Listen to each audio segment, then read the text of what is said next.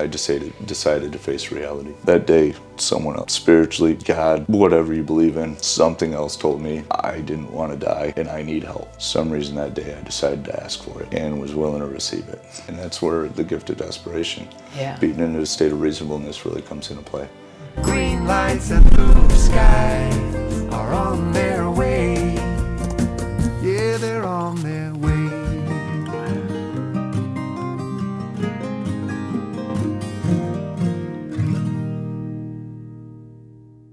Hi, welcome back to Crosstalk, the #1 recovery podcast, where people tell us about how they recovered, whether it's drugs and alcohol or different addictions like gambling, sex, all the isms that we call them. And today I have an amazing guest. His name is Ryan. I do know his story, but I can't wait for him to share it with you all. And I hope that you all get something out of it and just see how powerful really recovery can be.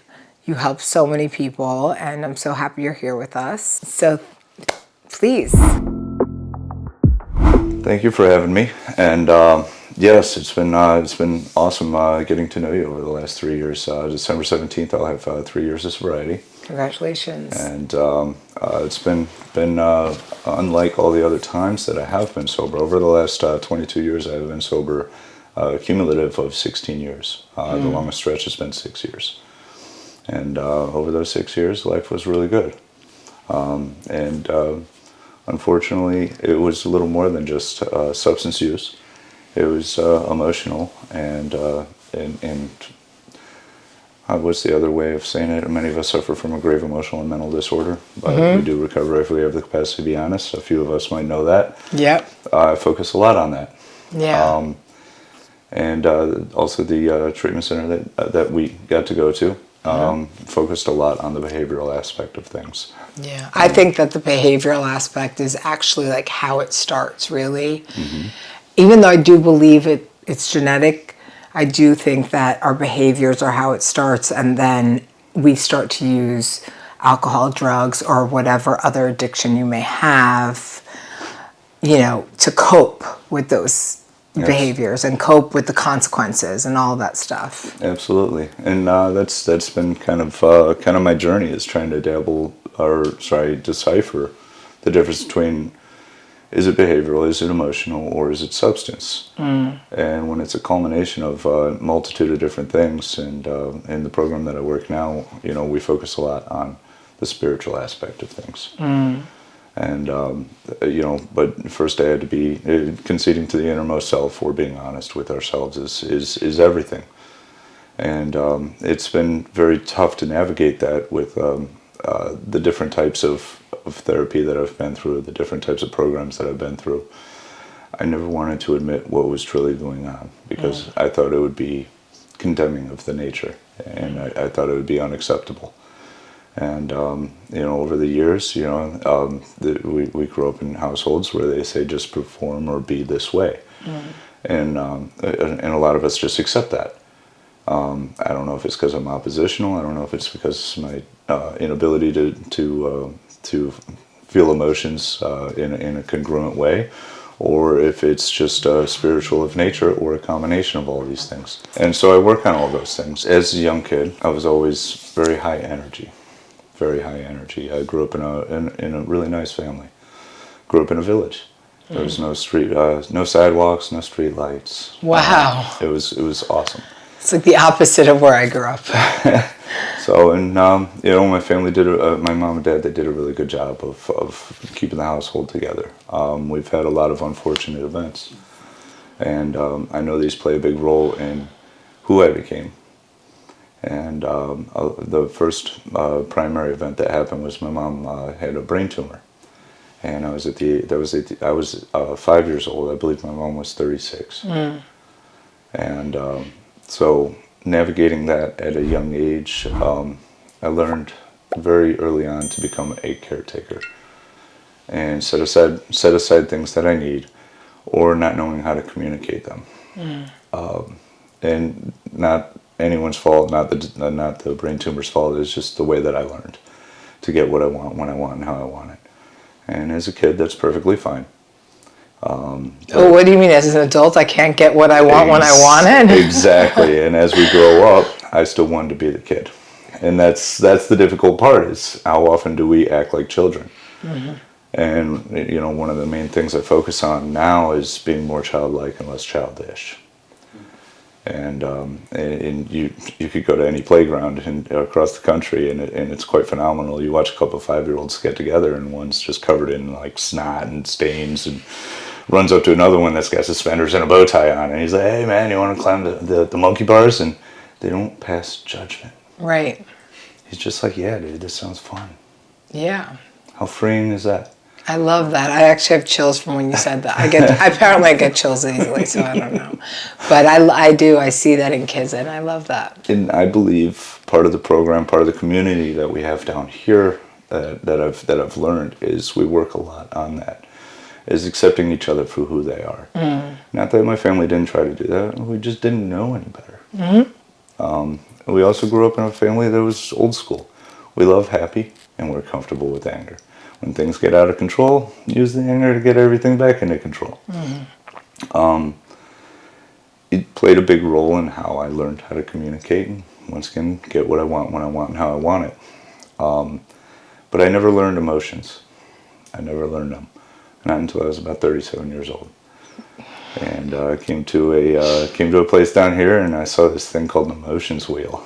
And I'm like, what is this? So, take a look at this thing, and I'm like, hey, these are all foreign. I don't know what any of these are. Oh, happy? I got that. Anger? Got this. Yeah. I can relate a lot to that. Heck yeah. And I still have an emotions, feelings wheel or whatever it's called in my office at work, you know. That's awesome. Yeah, I have a pillow with the wheel, and I make everyone choose a feeling of the day. And The emotion. yeah, because I used to say, I feel fine. And they'd be like, that's not a feeling. I'm like, I don't understand what you mean. I just say, okay, fucked up, insecure, neurotic, emotional, got it, see you later. And it's like, they're like, wait, what? And I'm like, yeah, sorry, man, I'm just being very passive aggressive. You're right, exactly. And they're like, what's that? And I'm like, yeah, it's a lot of, I'll stop speaking in emotions. The jargon. Right, exactly. Personality types and everything else that we learn, you know? Yeah, of course. And that's trying to relearn that at an adult age is very, very difficult. It takes a lot of willingness, takes a lot of work, it takes a lot of sacrifice, not only for self, but also loved ones. And so, I mean, you know, you take a childhood as we grow up, and as I grew up, and I have a brother and a sister, both older, and we all been through the same experience, and they got to cope with their reality a little bit differently than I got to. We all have issues. Every last human being that I've ever met on this God's given earth, we all have issues. Sometimes they get to be too big, and we can't avoid them anymore. Yeah. And luckily, we have places now to go. Absolutely, absolutely. So, a lot of unfortunate circumstances that went on through my life to develop basically who I am. Mom started off, I was 5 years old, the brain tumor. We roll into different ailments with my grandfather, who I was really close to, my 𝗧𝗵𝗀𝘀𝗁. And he ended up having a brain aneurysm, and he passed away. Well, that was really tough for me, because he was the last real safe place I felt, and until I was an older adult, and so going into that, it just feeling one layer of loss after another. And for me, I didn't deal with any difficult circumstances very well. Once again, I said I'm not good at emotions, or no, I'm still not that great at emotions. And fair. So I didn't know how to express it. So just like we do in most communities, you see everyone else chin up, chest out, and you do so. However, there's something inside me that's just still hurting, and I could perform and be a character, or be a what's the word I'm looking for? Be an actor. I could play the role for a very long time, but eventually I got to find some relief from it, because something else mounts on top of it. And so for me, I started using drugs and alcohol in order to find that. Yeah. And like they speak of, you know, it's very relieving. It's it's exactly what we've been looking for this whole time. Yeah. And it's easy. Becoming dependent on it was the nail in the coffin, if you want to call it. And at first I was able to turn it on and off, but it quickly went into becoming a major problem. So when, just so we have an idea, what age did you start? What was your first drink or first drug, and kind of?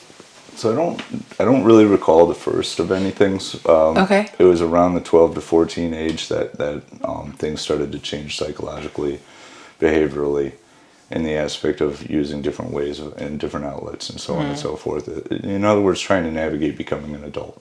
Right. I navigated towards the ones that were, in bars, parties, racing cars, dirt bikes and four-wheelers. That was what I found. All the crazy, all the no fear stuff, all the, finding more chaos within it all. Yeah. Anything to keep me away from me. And I didn't know that then, but I know that now, that I've been running. It's like, feet don't fail me now. Let's Right. just keep running. Oh my God, I never heard that like that. I'd like that. Right. Because that's how I was. And it's very relatable. Yeah. Very relatable. I wish I could say I came up with that. Heard it in a song. Okay. And anyway, so yeah, as I'm navigating relief from myself, I also get lost in myself.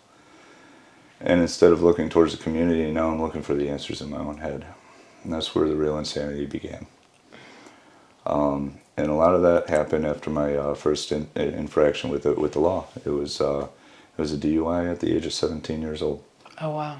So, and it was a split-second choice. I was having, behavioral and psychological, let's say, inabilities to cope with reality, problems.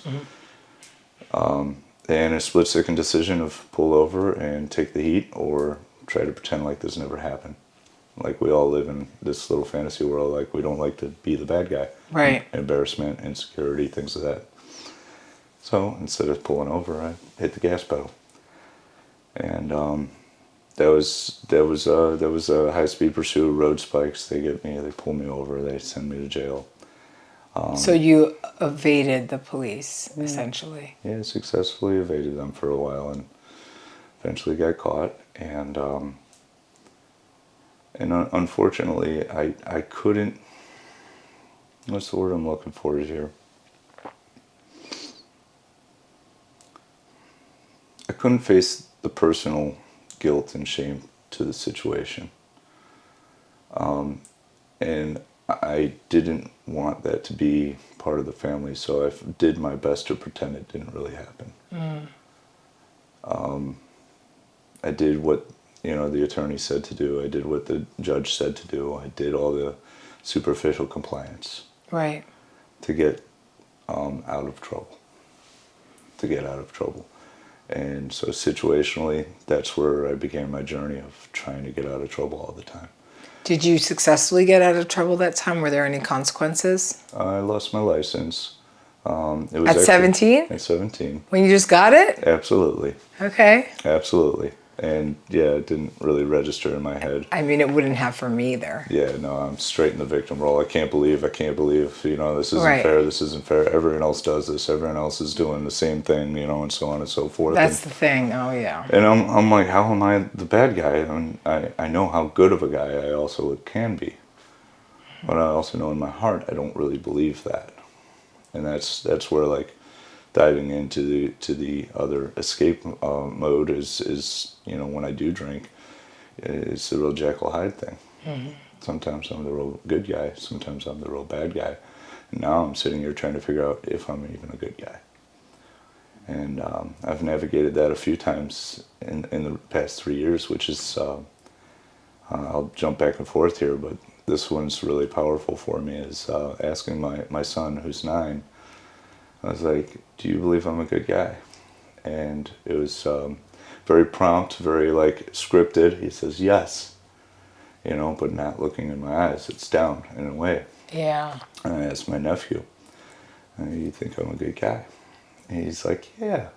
Uncle Ray, of course you are. And he's looking me dead in the eyes. He believes it. Yeah. So an hour or so goes by. I ask my son the same thing. I'm like, do you think I'm a good guy? And he looks down and to the right. Yeah. And he doesn't say it with as much enthusiasm. It's still scripted. Yeah. Just like we all do. Mm-hmm. We have this script, this dialogue. And so a day goes by and I ask him the same thing. I'm like, do you believe I'm a good guy? He looks at me dead in the eyes and says, I don't know. Well, that's good. At least there's some honesty there. It was opening a level of honesty that he could talk to me about anything. Yeah. He doesn't have to make me happy. Well, I want you to really tell, your story so people can understand that because I've seen you as a great, amazing, present father, and your son is one of the coolest little kids I've ever met. And I didn't even get to spend that much time with him, but I would like hang out and have a full on 2-hour conversation with him if I could. But, I think that telling people really how you got there, where you're asking your son if you're a good guy, and why that's important for you today and why it's important for you to have that honest relationship with him really can help other people, I think, get there too. And that was, getting to that place, the importance of that for me was so that he knew he could talk to me about anything. Yeah. It wasn't looking for the any validation whatsoever that I was a good and or bad guy. It was merely just opening up a platform for him to be able to communicate with me on any level of fear. Right. To be right and or wrong, but more importantly, to be open and honest. And so, and navigating that has been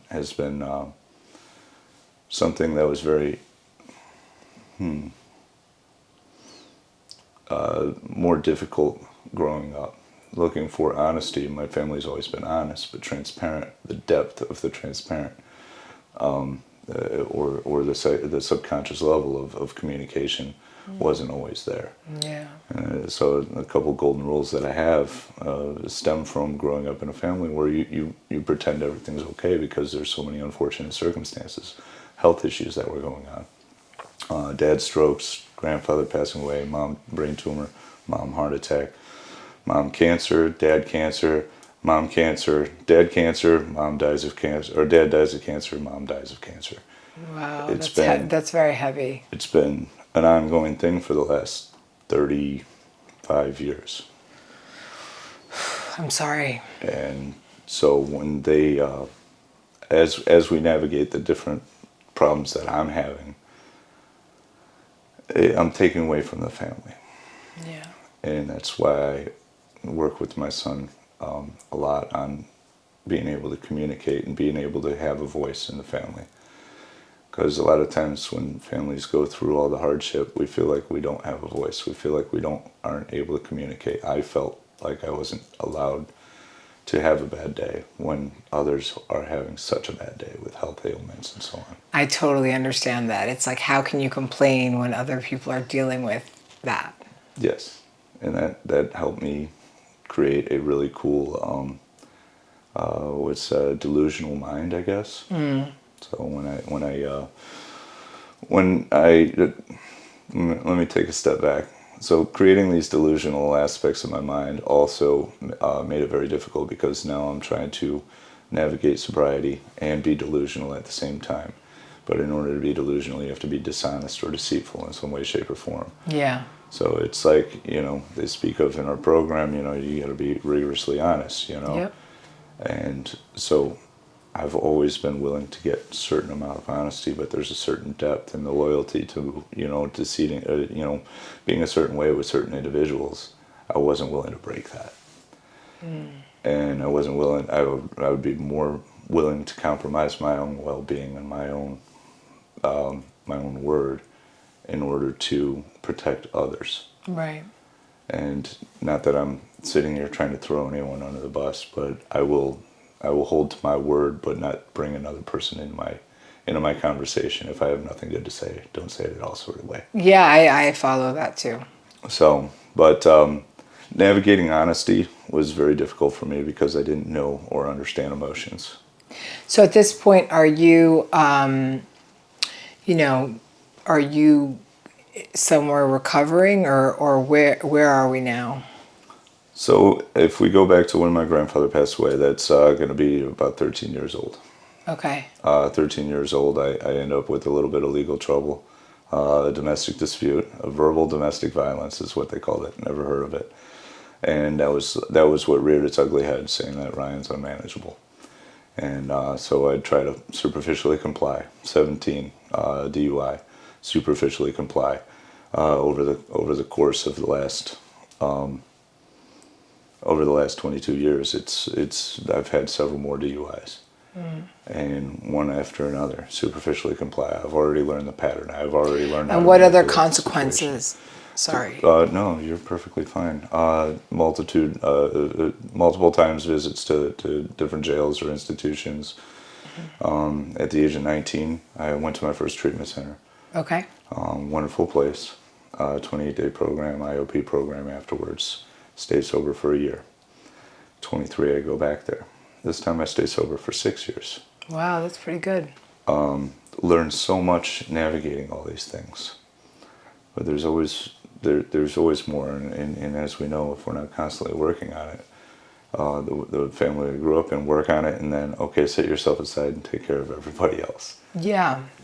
And I just want to let people know that, just because people mess up and relapse and everything, it doesn't mean you can't come back to the program, and it doesn't mean Absolutely. that it's not the biggest mistake. It's not black or white like that. We can live in a gray zone where we make a mistake and we come right back and fix it and ask people for help. I think it's really important because people think, oh, well, it didn't work, so why would I try it again? Mm-hmm. And it's like, no, okay, we mess up, we're human beings, but it's about jumping back into the work and doing what you can. Mm-hmm.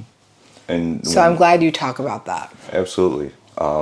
Yeah, trying again has been I guess perseverance is going to be the highlight of what this is all about for me and for my family. Yeah.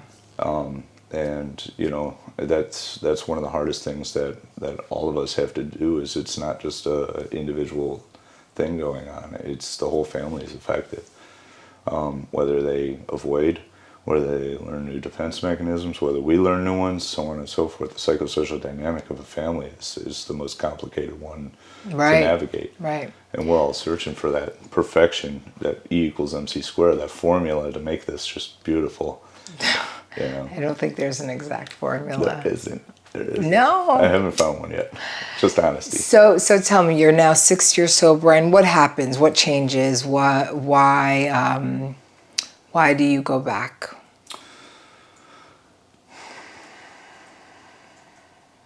I was faced with difficult things in life, strong emotional things, and I didn't know how to communicate them. I didn't believe in psychological or professional help.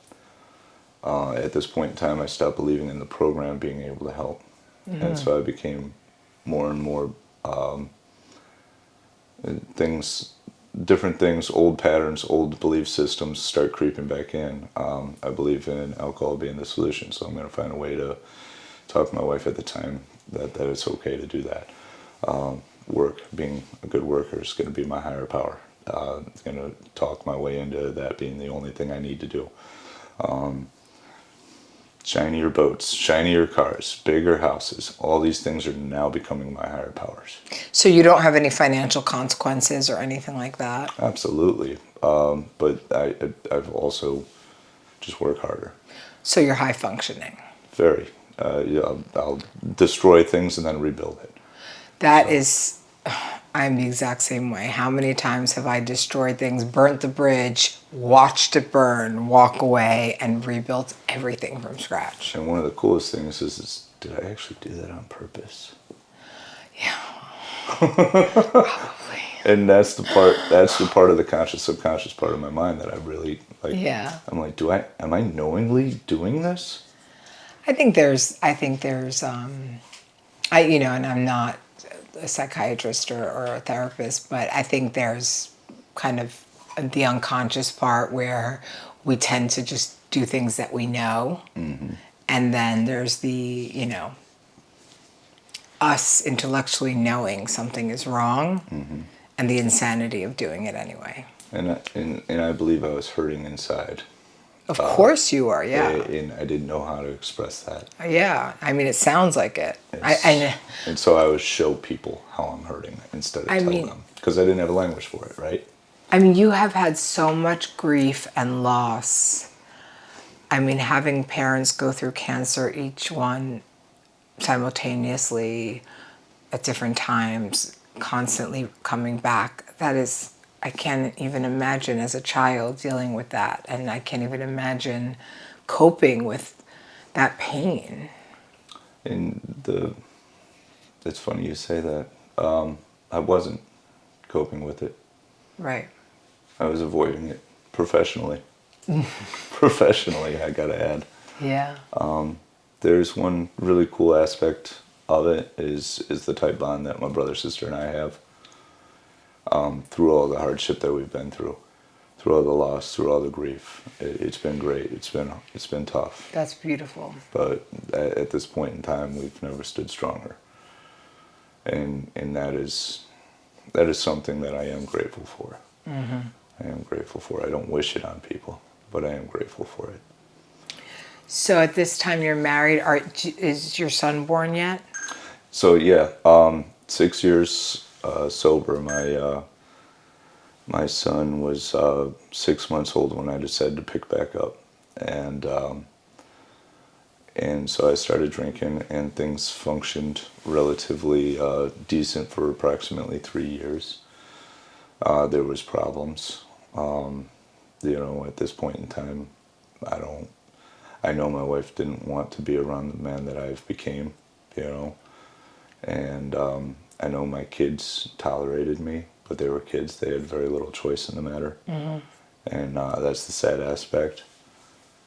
Actually, the really sad aspect of it is they didn't have much of a choice in the matter, and I'm making the best choices I could. But I did know better.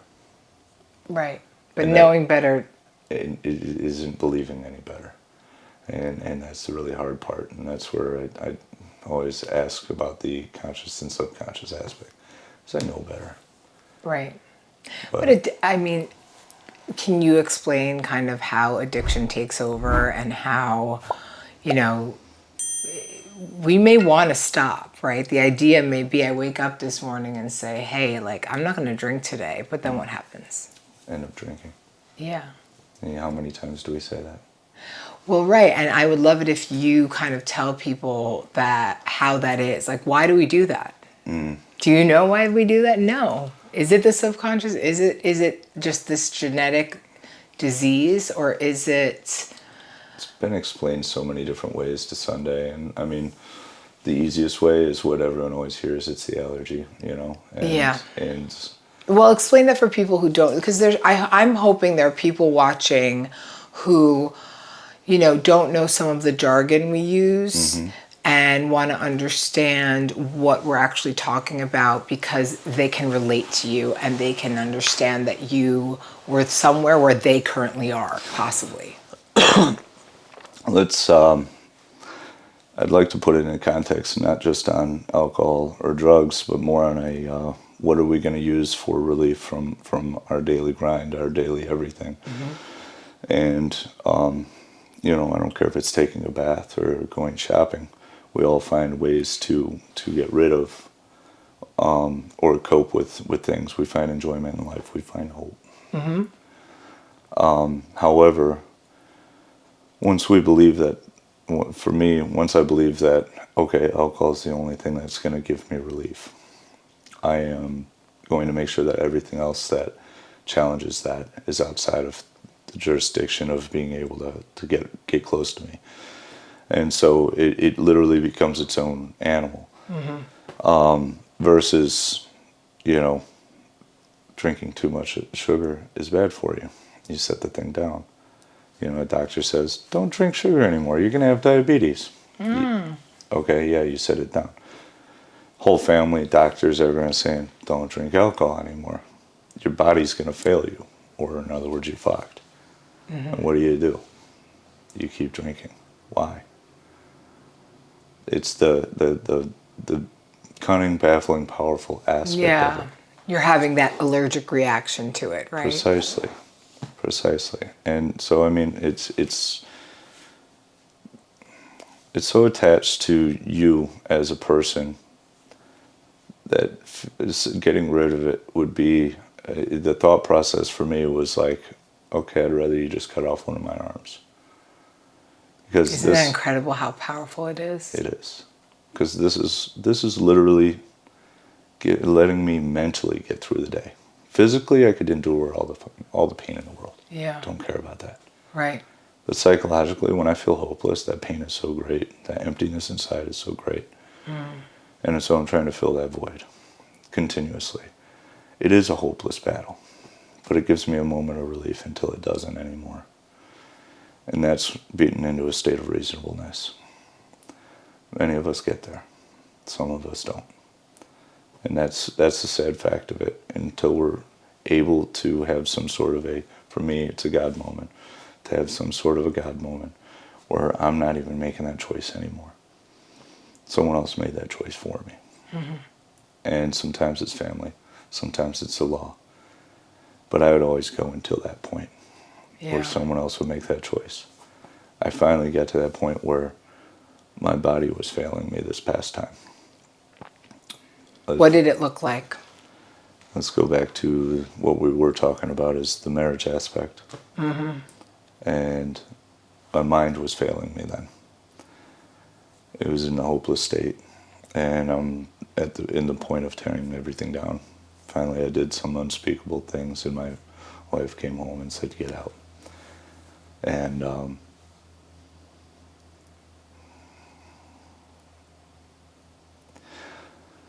we were having difficulty before that, but I'm very proud of her for standing her ground on that.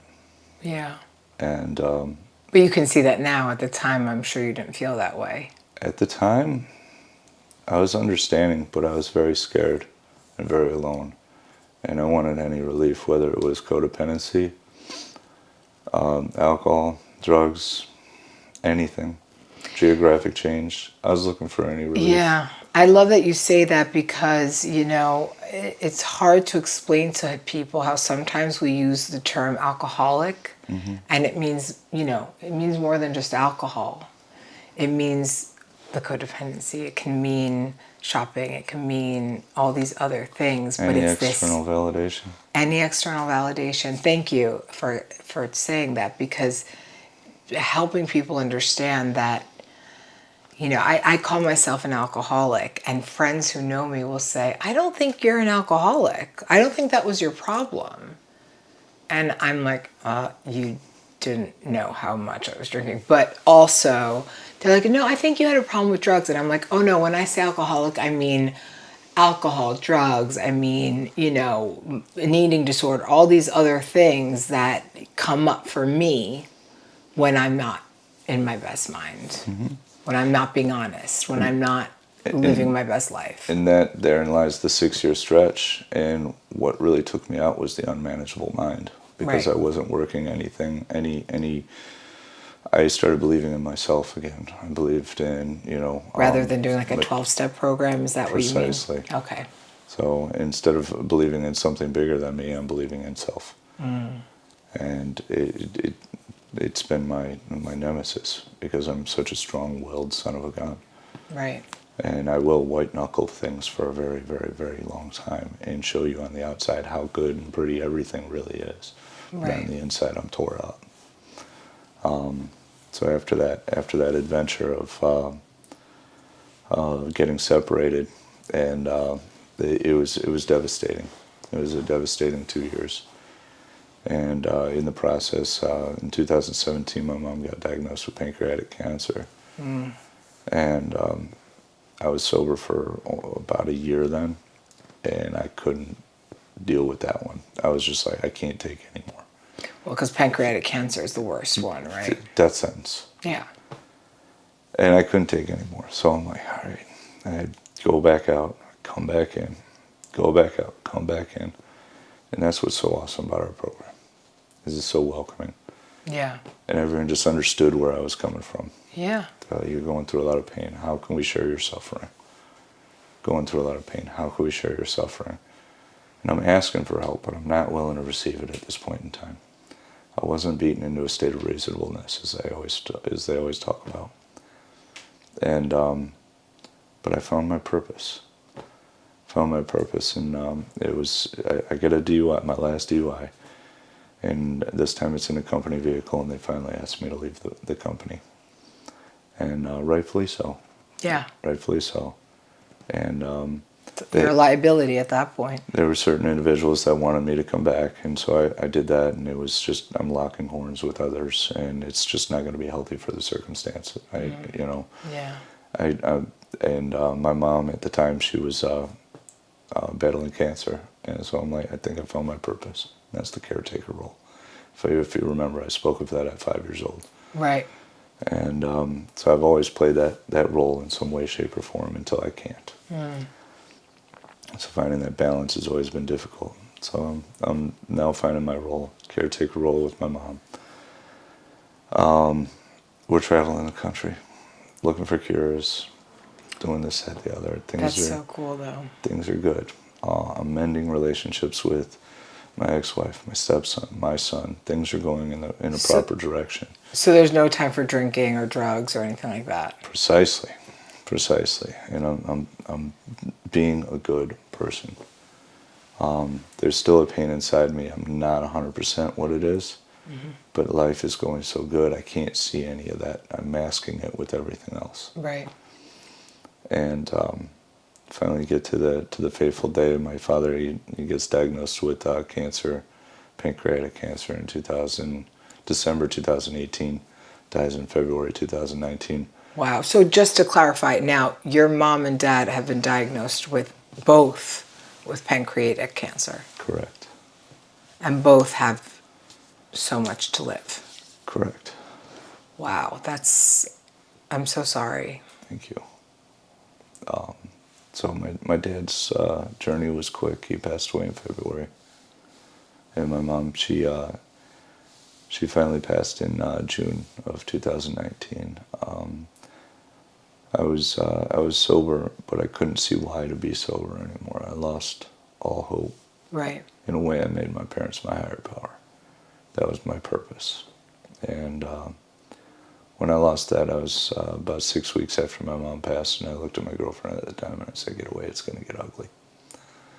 And it got really ugly. Got really ugly.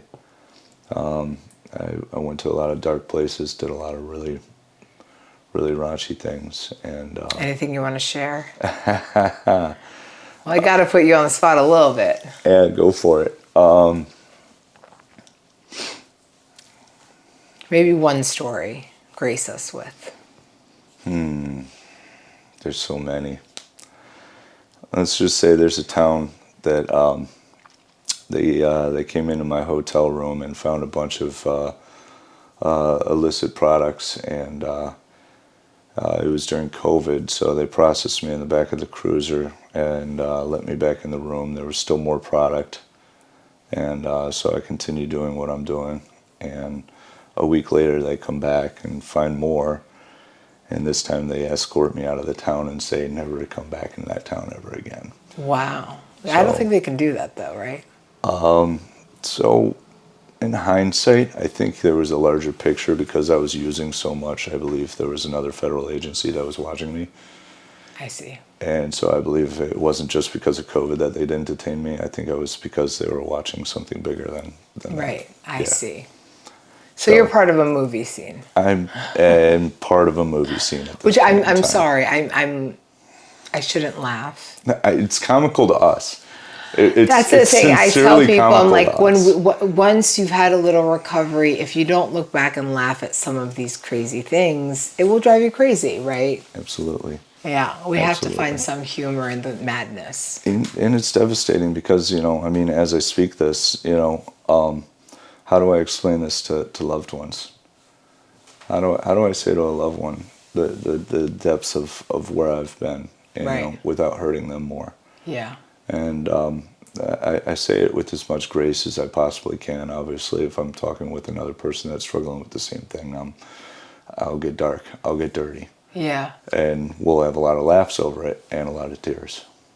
Right. And I think that's essentially how we connect, because we both have commonalities in the bad stuff we've done, and also in the pain we've felt, and then hopefully now in sobriety and the good we're doing. Absolutely.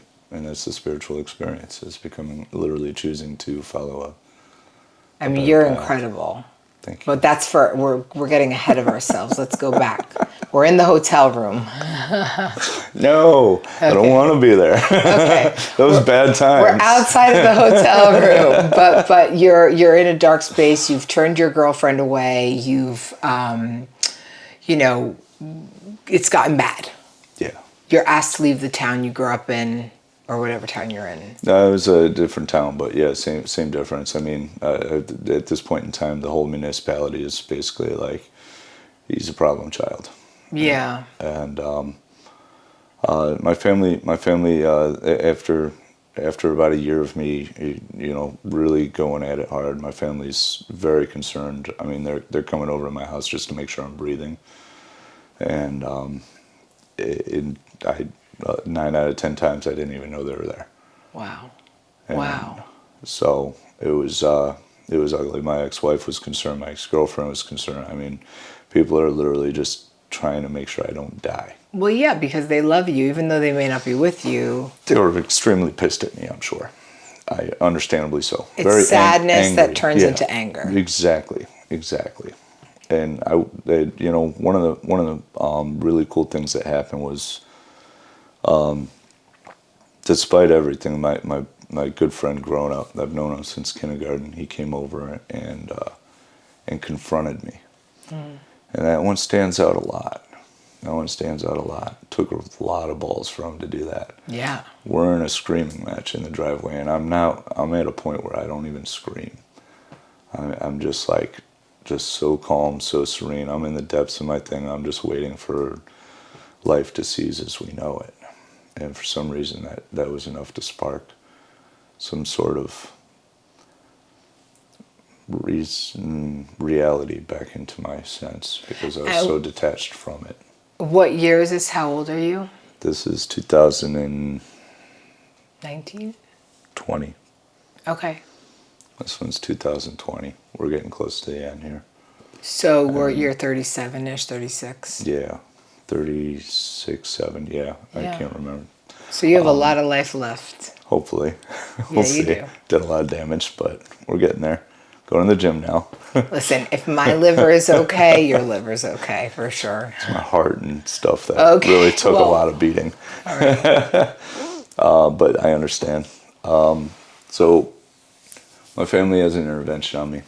And I mean, it was falling on deaf ears. They flew a sober escort in. They're ready to take me away somewhere. And I've talked to a few people. I have vague recollection of communicating with these individuals. Anyway, my family comes over. They try to read their letters, and I mean, they're falling on deaf ears, man. And it's sad how arrogant I am about it. It was insanely sad. I was just, leave me alone. Let me just slip away in peace. I don't want this world anymore. And so I go back to doing me. They have people over there trying to talk me into stuff, and I'm just gaslighting the hell out of them. I'm just saying, yeah, I'll be there when I get there, things like that. And I had no intentions of going, but I had one guy that went to the treatment center that you and I went to, and his name was Chuck. Really cool dude. He was like 20 years plus sober, I believe. And for some reason, I believed him out of everyone. Everyone else seemed like they were manipulating me, but for some reason, he seemed like a straight shooter. And I'm living on 14 acres at this time, and I'm like, let's go for a walk, dude. I was like, for some reason, I believe you. No one else. We go, and I'm still doing my thing, and we have a reasonable conversation. I says, what am I supposed to do? And he's like, all I could tell you is it was the best thing I've ever done in my life. Another thing that mounted up to the place where my best friend growing up, one of my best friends growing up, communicating with me. My family, no inspiration. Didn't care to please them anymore. And this stranger Chuck, that's just straight shooter. And this is that transparent aspect of things. That vulnerable, that is just speaking emotion, like raw vulnerability. It's not trying to con me or convince me. He's just telling me his experience. Yeah. And it's so lovely how that is. So he tells me that. I still tell him all to piss off. And let's see, this is around Halloween 2020. And December 15th-ish is when I wake up the one morning, or come to, or maybe it was the evening. Really don't know. Right. Doesn't matter at that point. And I'm throwing a mahogany dresser in the wood burner. And I got money to throw the lights on. I just don't have the wits to pay the bill online. Power's off, running the heat with the wood burner. And it's not that you couldn't afford it, it's that you didn't have the will to do it. My mind was so far gone, I couldn't even sit on the phone long enough and do it. Well, because there's some people who have that financial constraint at the end who have spent all their money, and for you it's actually just like you're spiritually and everything is gone and you have Physically, nothing left in you. gone. Right. Right. Which, both are terrible. Yeah. And I know your path of desperation's not too dissimilar. Yeah. Where, for me it was, where am I going to pass out next? Right. And the type of stuff that I'm using, you're not supposed to be sleeping on. So at some point, all the substances and everything that worked so great in the beginning stop working. Precisely it. And you're just, and that's when you really go insane, where you're like, what do I do now? When everything stops working and you're like, what do you mean? Yeah. And that's where the gift of desperation, Yeah. beaten into a state of reasonableness, really comes into play. Is that day I decided to face reality. That day, someone else, spiritually, God, whatever you believe in, something else told me I didn't want to die and I need help. Yeah. Or I did deep down inside actually believe that. I'm not sure where it all comes from. Combination of everything. Some reason that day I decided to ask for it. Thank God. And was willing to receive it. And so you, at this point, are coming down to Florida. That is, I reached out to my family. They still had the intervention team lined up. It is still COVID, so the one guy from local wasn't able to do it because of health issues amongst the family, and can't afford to get COVID. And then the other guy was coming from Detroit. So from Detroit to Cleveland, I'm staying. I had a friend from down the street come and pick me up. Him and his brother were staying at the old family house. We grew up together. It was really quite cool. I felt comfortable. I felt safe for the first time in a long time. And unfortunately, one of those brothers didn't make while I was in treatment, 2 months into my treatment, I found out he passed away of an overdose. He was sober at the time when I saw him, and he didn't make it through his journey. And it fueled my fire, my desire to really be part of the few percent that actually make it through. And I work really, really hard at that, And so how does the recovery process look at this point? You're down here. You finally made the decision. You're feeling better, comfortable, ready. Ready is like the gift of desperation and gift of willingness is like such a gift. Isn't it? Yeah, I don't even know how else to describe it. It's a blessing. It's a gift. It's one of those emotions that I wasn't familiar with. It's called relief, I found out. Oh, really? Yeah. I never knew that. What is still. that? What? Feels good? No, I can't so have much. that, right? Yeah. I thought it was relief in pill form, liquid form, Absolutely. That's what I thought. And to feel that emotionally, altruistically was very, very welcoming. Mm-hmm. And So what does it look like, getting, because where we went is an interesting place. When I went through, they were really hard on us, Yeah. which is what I needed.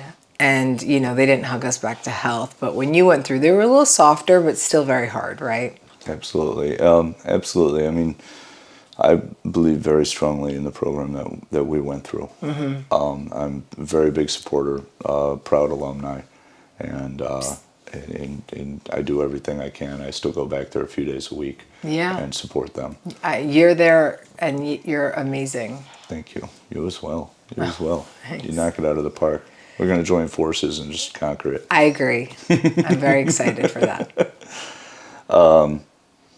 That all being said, my experience there was amazing. I felt like incredibly safe there. The only time I actually wanted to leave there was when I didn't have enough nicotine. And so I was about 2 weeks in and 3 weeks in, something like that. And I sat at the front steps and I'm like, I'm going to leave. Yeah, don't take away my nicotine. I'm just sitting there with my arms crossed, sitting by the door, and everyone's walking by. Ryan, what's wrong? And at this point in time, everyone knows me as Sunshine and Butterflies because that's how I responded. I'm like, I don't have enough cigarettes.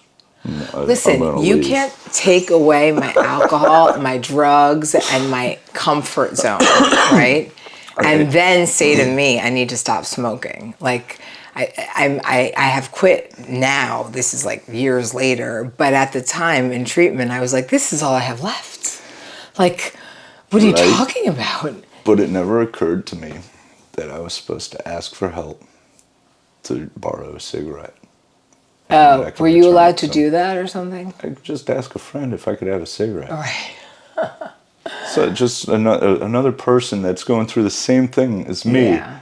Had I just said, hey, can I have a cigarette? 9 out of 10 people are going to say, yeah, no problem. Right. Instead, I'm sitting But in you're my so head. So self-willed, so self-driven, I can't ask for help. I'm incapable of asking for help. Mm. And so the profoundness of something as simple as needing a couple extra cigarettes or wanting a couple extra cigarettes was monumental for me. Yeah. Learning how to ask for things in a civil diplomatic way. So learning to ask for help was everything that I learned from the whole aspect of not having enough cigarettes there. But another major thing that I learned is being a caretaker. A lot of times we learn to impose our will on people even when they don't want it. And another thing that I learned is actually at equine therapy. And someone was asked to play a game with the horse, and that's to pretend like you're a predator, come up behind the horse and get it to move its feet, right? And this particular individual stood fully erect, walking straight up, not intimidating at all, and the horse would not move. Wow. And I go right up and the horse starts moving. This individual starts crying. And I did not know I did anything wrong. And what did you do? I'm confused. What I did was I went and helped when they didn't ask for help. And so the relatability aspect of that is many little kids, they take a little kid and you're in a hurry and they have to tie their shoes and they take forever, they procrastinate, it's challenging and difficult and so on and so forth for them. So what do mom and dad do? Hurry up, get in the car. Yeah. I'll tie them. Tie your shoes. They walk over, tie your shoes, hurry up. No, I can't believe it. Now we're running late because you didn't tie your shoes. So now the kid feels guilty. Now the kid feels shame. Now the kid feels incapable. So it's on a subconscious level, I'm telling that individual that they're not capable of doing that. And that's what I did to that individual with equine therapy. But you're trying to help. But I was trying to help. Yeah. That's so interesting. But I never asked them if they wanted help. So now one of the coolest things I get to do as a parent is, hey, would you like some help with that? And depending on the answer is how I get to respond. Yeah. Instead of just doing what I think is best. My 2-year-old goddaughter thinks she knows how to do everything, right? And is so like bossy. And the other day I was over there and I said, "Want me to help you?" No. I was like, That's so awesome. She has healthy boundaries. yeah, she really does. It's so funny, and she really does. And her mom went through our program too, and went through our treatment facility, and she really tries to now parent with everything she's learned, just like you're saying, like, hey, I asked my son for help and all that. And that is so cool. And this is how we pass it on. This is how we change the cycle, right? The generational rift. Yeah. Yeah. I speak about that a lot with a lot of the people I work with.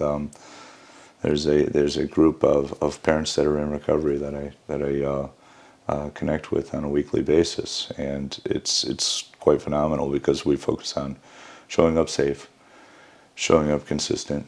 It equals structure. Every individual desires structure, especially children. What I came to realize is how much of a child I was and how much lack of safety, lack of consistency I had in my life. Mm-hmm. And the treatment center I went to is exactly where I learned that. Isn't it amazing? And once I had enough of that for myself, then I was able to give it to others, specifically my loved ones. Mm-hmm.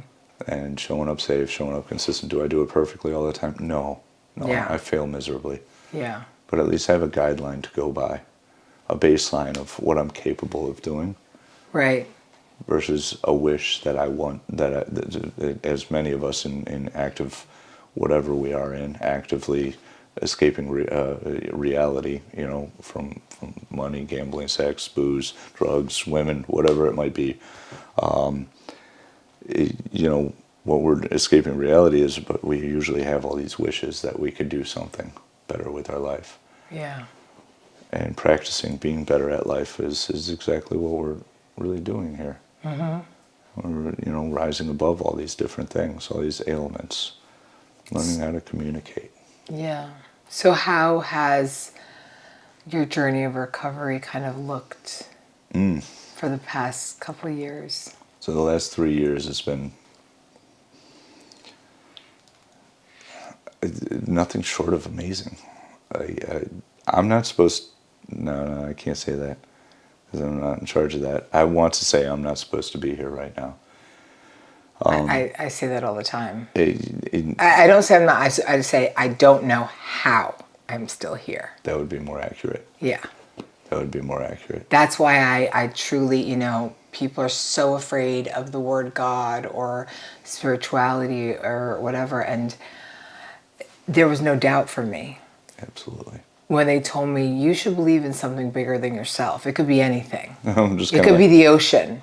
You know what I mean? It doesn't have to be a religious figure or anything like that, because I'm not religious, right?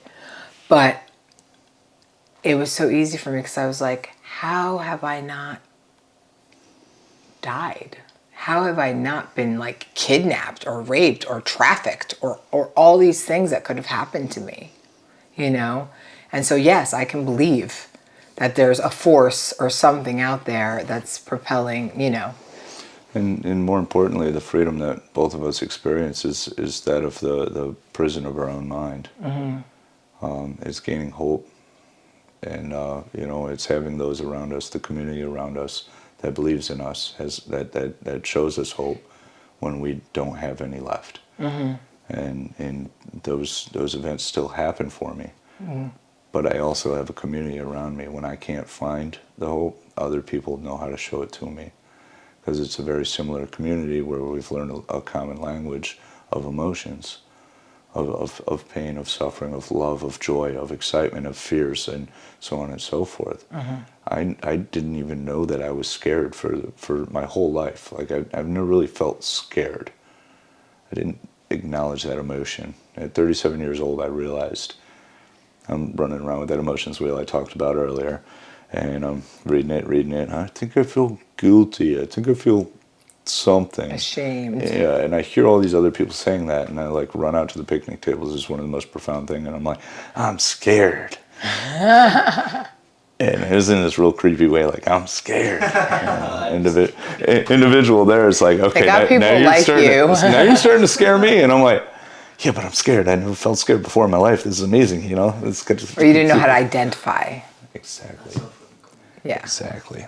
So I've never been able to actually understand it until that day. It was, and from there, finding that emotional congruence has been so relieving, so hopeful, and so on and so forth. I haven't stopped learning since. Right. Anytime I find any sort of a wall, that's when I find my counsel. Yeah.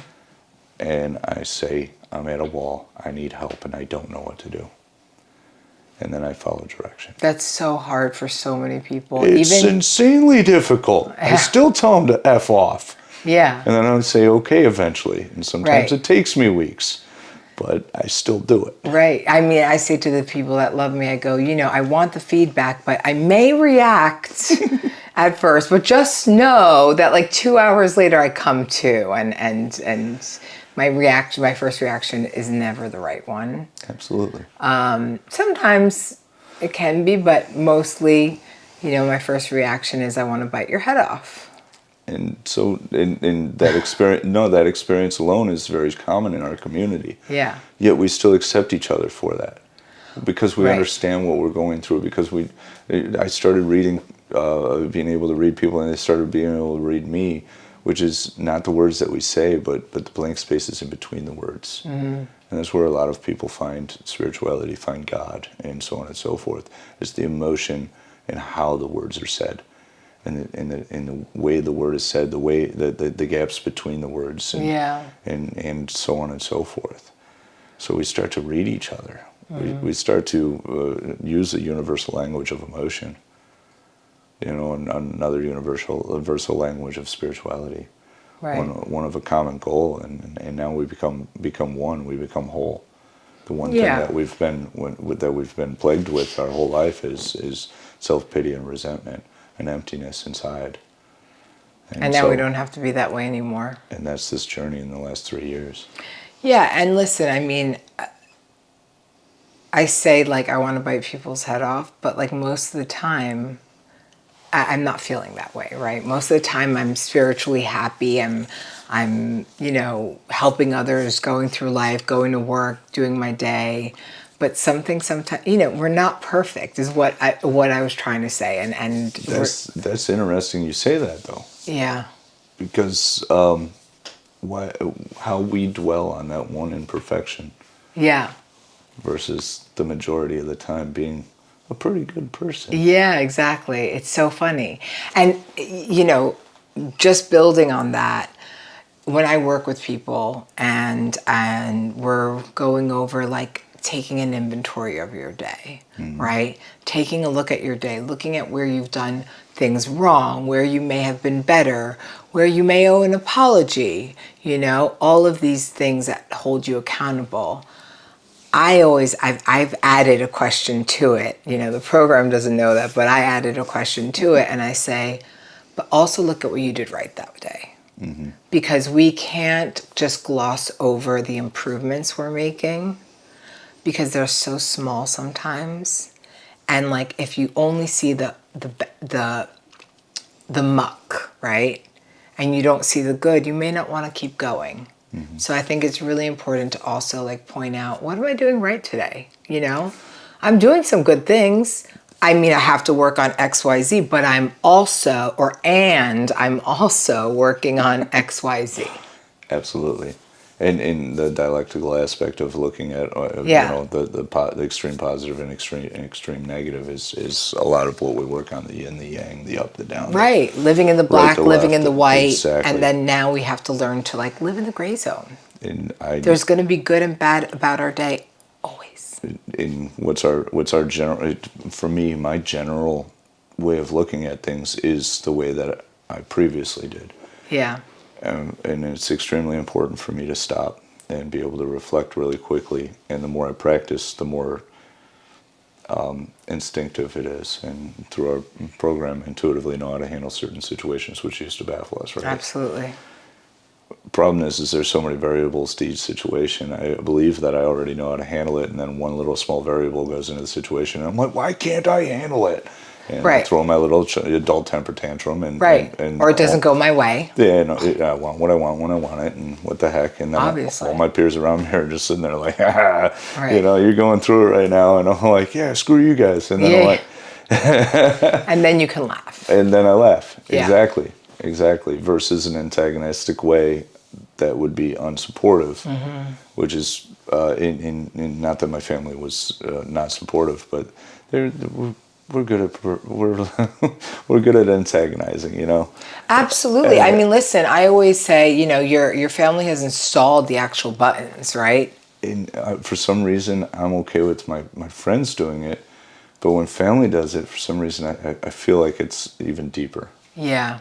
It's even deeper. So now, you mentioned today you've learned how to ask for help, you've become more spiritual. Like, what else do you think would be helpful for people to know that you're doing differently than you were doing while you were in your darkness? Vulnerability.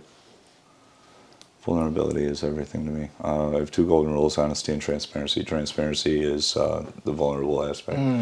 While I explored my journey of recovery, the key to everything has been being vulnerable.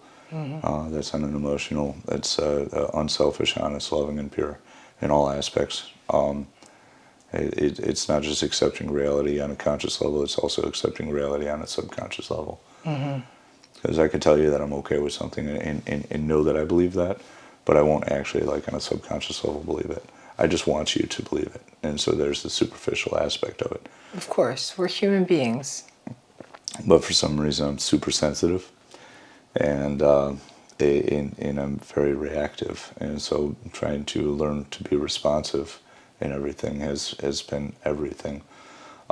In the functional aspect of life, in the emotional aspect of life, being able to communicate that, or emotional congruence, has been everything. But operating off of a moral compass that I'm capable of being a good human being, Yeah. has been everything. And I've seen you in action. I mean, I have attended, some groups that you've run, and it's so incredible to watch you help others and really give others hope and be a power of example, right? I think that's so cool that you can be a power of example to all these other men who essentially look up to you.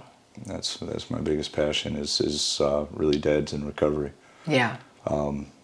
Many of us have had immense amount of loss, and with our loved ones, and there's no warmer feeling, and I'm tearing up just thinking about it. There's no warmer feeling than a dad rejoining forces with their kids in whatever fashion that is. It's not, and that's just it. Is opening the mind to being able to say that I'm not the dad I used to be. Yeah.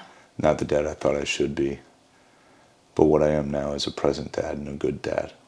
I may never be a great dad, but I'm okay being a good dad instead of no dad at all. Well, I mean, I don't know. You're probably a little hard on yourself because I've seen you be a great dad.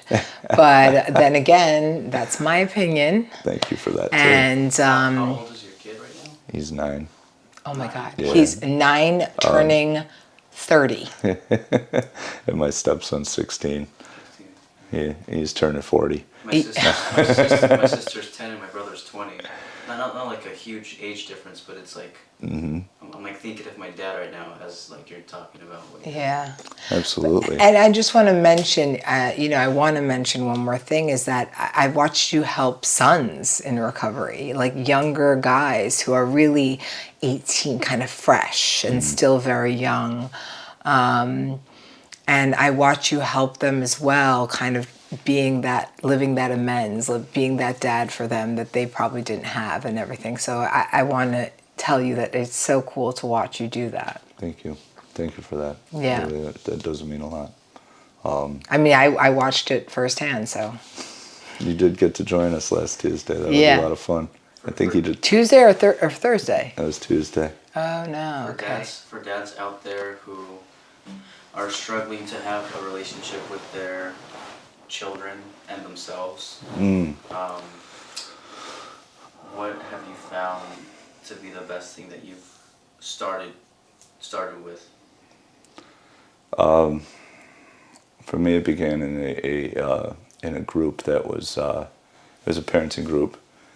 Then there was another one being held that was called the Parents in Recovery Group. Let's see. For me, I had to dive down to the reality of who I was, and no longer sit there and put on a facade that I believe that I'm a good dad. So I had to be honest with myself. That was really, really difficult. I got to a point where I didn't want to let down anybody anymore. I was too terrified of hurting another individual anymore, emotionally, in any way, shape, or form. That had to do with my kids, my brother, my sister, nieces, nephews, friends, any family, so on and so forth. It came down to the unmanageable aspect of my life. How does your relationship look today with your sisters, your sister and brother? My sister and brother's relationship's really amazing right now. Yeah, my relationship with my son right now is amazing. You asked a question as far as being a dad. I think the hardest thing for me as a dad was to ask for help, and knowing where to ask for help, because I've asked a lot of places. Some places I wasn't willing, and then I came up with most of it on my own, and thought that that was my obligation to be able to come up with it on my own. Didn't know that I could actually ask for mentorship and being something that has no instruction manual. And a little fun joke. Isn't he great? Little fun joke as far as parenting goes. Toughest hood in the world, parenthood. You know what I mean? And I know it's really cheesy. It's a really cheesy That's dad a really joke. cheesy fucking dad. You're a dad, so you can say it. Dad joke. It's parenthood. But you as a son, you could gain an alternative perspective of what your father goes through, though. And one of the most difficult things is to gather somebody else's perspective, especially when they won't let you know it. And that vulnerability aspect for me to share with another man that I am not capable of being the father I want to be, and I need help becoming that, was everything to me.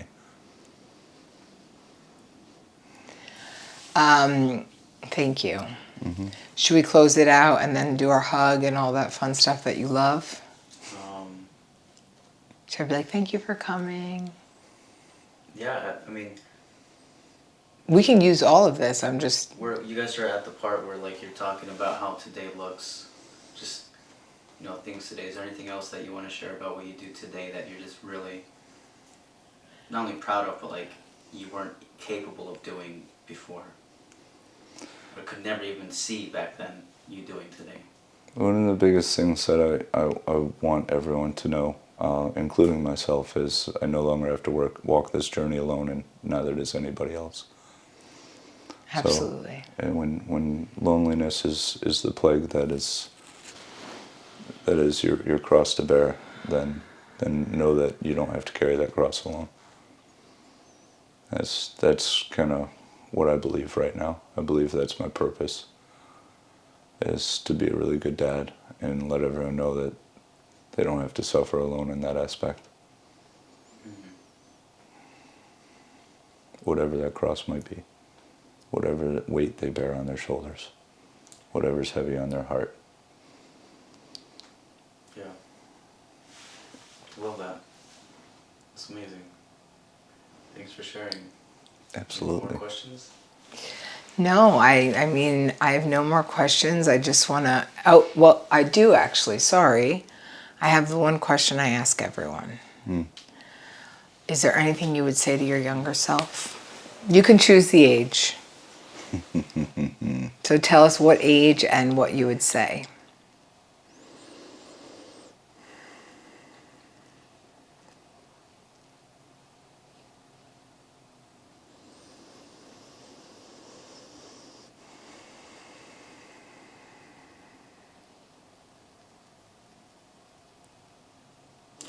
Still along the same lines of what I just said, is you're not alone, buddy. As far as the age goes, it's multiple years. Yeah, I get that. And sometimes still today, just reminding ourselves we're not alone, right? Yeah. Believing it, knowing it's one thing, but actually believing it It's okay to be scared. You don't have to put on a big smiley face for everybody. Totally. Totally. Thank you. Thank you for coming. Thanks for having me. This is amazing. Well, we need you to really hang out with us more and share your wisdom, because you also write so beautifully. You also Can't wait to see the quotes. it's really cool. I mean, he read me something and I was like kind of mouth dropped. I wasn't expecting that, because I've always looked at you as like this big, tall, strong guy who's got it all together. And then all of a sudden this like emotional and sensitive person is coming out. And it was really, I mean, it made me tear up, which I don't cry often. And I probably should. And We'll work on that together. yeah. And just so you know, you are so talented. And so I hope you can join us somehow through Crosstalk and really share your wisdom with people. Absolutely. As you're doing now, yeah. Yeah. Absolutely. Thank you for having me. I mean, it's a real honor. Yeah. And I'm looking forward to navigating a few different ways, like I always say, gaining alternative perspectives, including, my son. Yeah. And my ex-wife and my brother and my sister. I mean, they've all been a major player in the journey called life. Yeah. My life, their life, and so on. And we all have a difficult time navigating it sometimes from time to time. And so, I mean, if there's one thing that I've learned more than any is finding the right support for ourselves, finding the right person that we can trust. It's everything. Yeah. So the more perspectives we gain, it's scary to trust somebody, but it is also necessary in order to find some more trust. And otherwise our world becomes very small. So by all means, however we can navigate opening up some more hearts, giving a safe place for somebody to be. Yeah. That's all that this is about, and I'm looking forward to it. Yeah, you help a lot of people. You're an incredible person, and I'm really, really thankful. Why don't we have a hug? Sounds really good. Hug it out. I love a good hug. Thank you, Irene. Thank you. Yay.